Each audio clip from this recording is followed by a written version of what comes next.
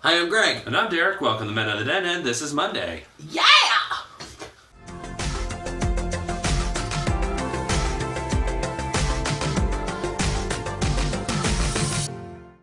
Alright everyone, welcome to another week here on the Den. This week is Halloween week. Ooh.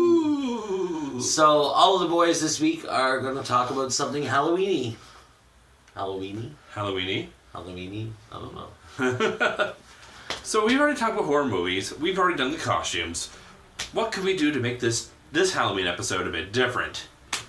We haven't done a video game episode in a while, so let's talk about scary moments and video games that we enjoy and show you some clips. This has become a very popular genre within the video game community. Yeah. I mean, goes back to, the original NES days of the original Nightmare on Elm Street game, the original Friday the 13th game. Tell me about the Friday the 13th game. Look, here's the thing. People rip on the Friday the 13th game all the time, the original. But I will say, for its time, and I remember as a kid, that game scared the shit out of me, even though it had crappy graphics.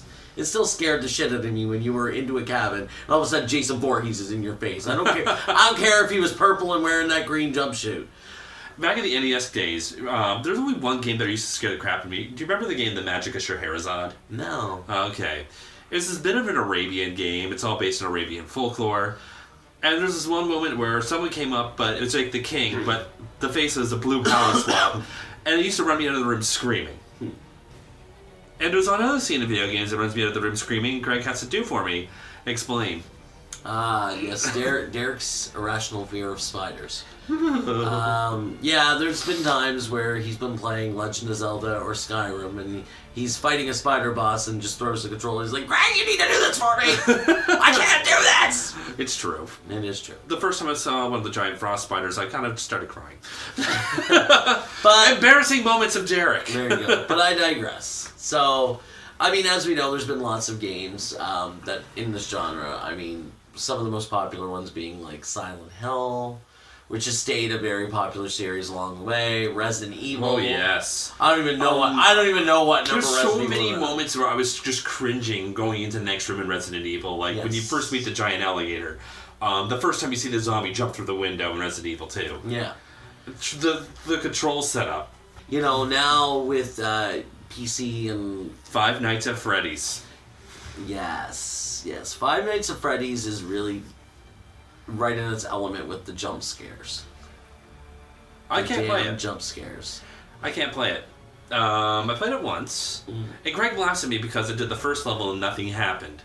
Things can happen the first level, but I got lucky because I was super paranoid. I was always checking everything. I always recommend to people when I explain about the scariness of Five Nights at Freddy's that if you go on YouTube and you watch the Markiplier videos of him playing the Five Nights at Freddy's game, that gives you a pretty good feeling of what the fear you get when you're playing Five Nights at Freddy. Yeah, but nothing happened to me to that. The onset paranoia was enough for me to just hand the controller to Greg to do level 2.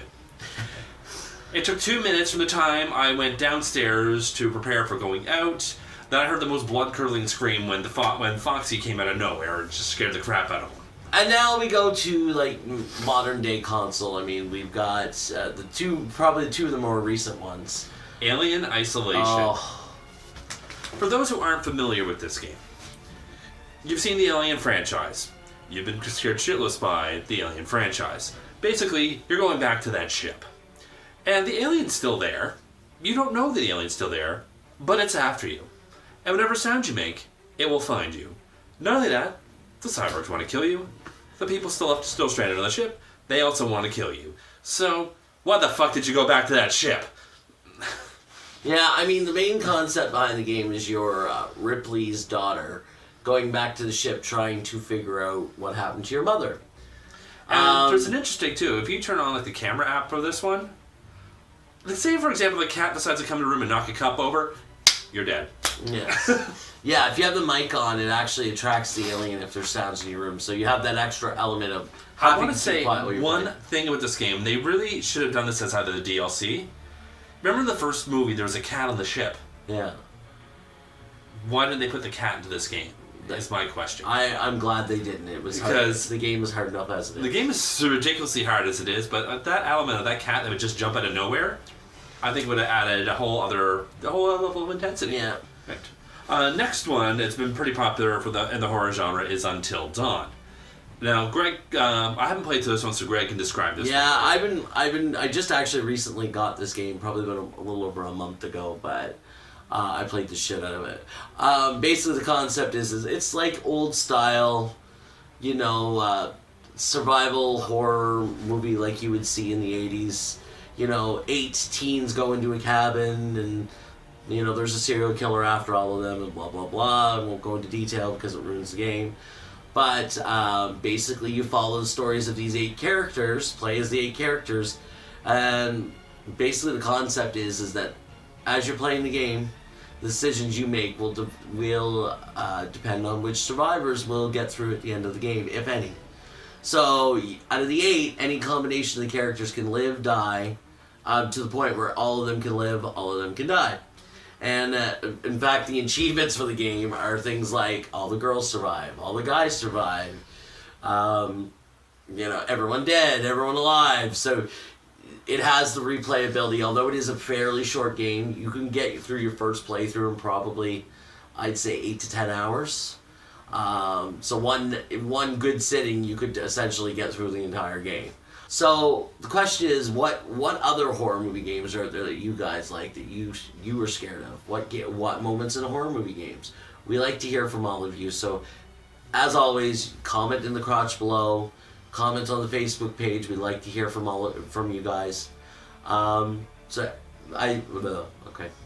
Now you can do the.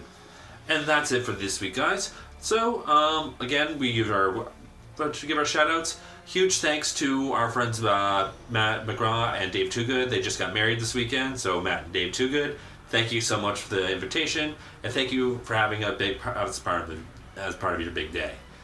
Again, like, share, subscribe, comment below. We want to know what you guys thought of this video and start the conversation. Like, if I need to, I will get that conversation started for you. So you start commenting below. All right, and an announcement that we're making: we will be adding a new addition to the den. So keep your eyes posted on. You're replacing Sundays. Me. Yes, Derek's leaving. Oh. No, he's gone. No, he's not. I'm dead. He's dead. He's dead. I was dead. I was dead. Oh, but anyway, we're adding a new addition to the den. He will be taking over Sundays in the coming weeks, so keep your eyes peeled for that. This is Mr. Ben France from New Zealand. So he will be doing Sundays going forward. So keep your eyes peeled. His first week will be coming very, very soon. Why are you trying to fry my face? Because you're replacing me. You're irreplaceable. To the left. That's to the right. All right, everyone. Have yourself a wonderful week, and I hope you have fun in your own Halloween festivities this week. And don't forget, Halloween is good for one thing. Slutty costumes.